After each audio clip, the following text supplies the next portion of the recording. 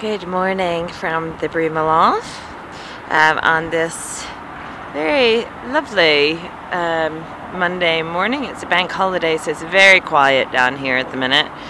I came down here today, and it doesn't matter how many times I go to the toilet that I need to pee when I get down here. So normally I go into the Scottish Government building, and they're lovely and they're just so pleased. We usually have a little chat and they use the toilet and it's fine.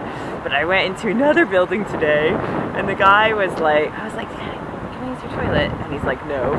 I was like, I'm not one that dances out there. He's like, like that.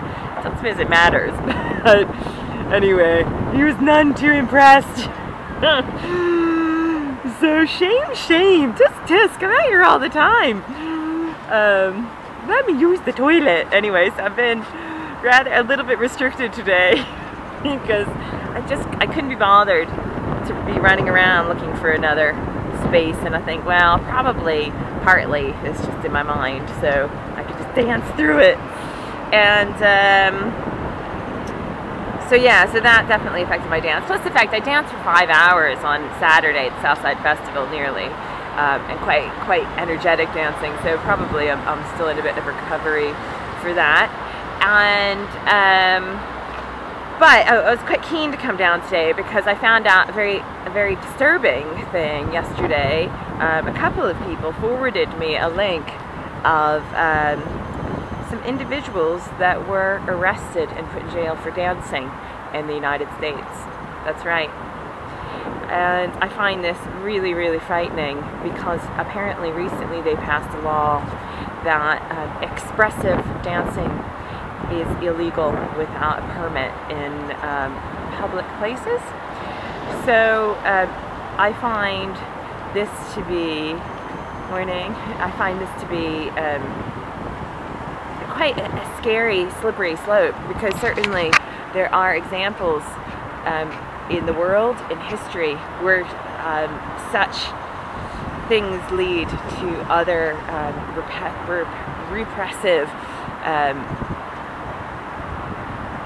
laws being put into effect. And you might think, well, that has nothing to do with me because, well, you know, you can't dance in public parks or at national monuments or whatnot, you know.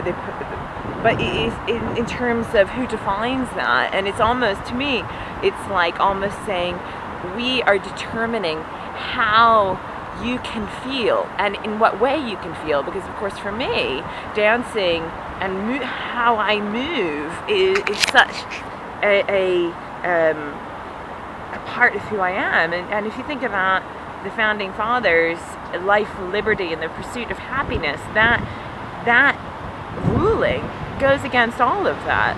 It goes against life in terms of how one lives, liberty, the freedom to express yourself, and the pursuit of happiness. So, you know, it's hugely disturbing.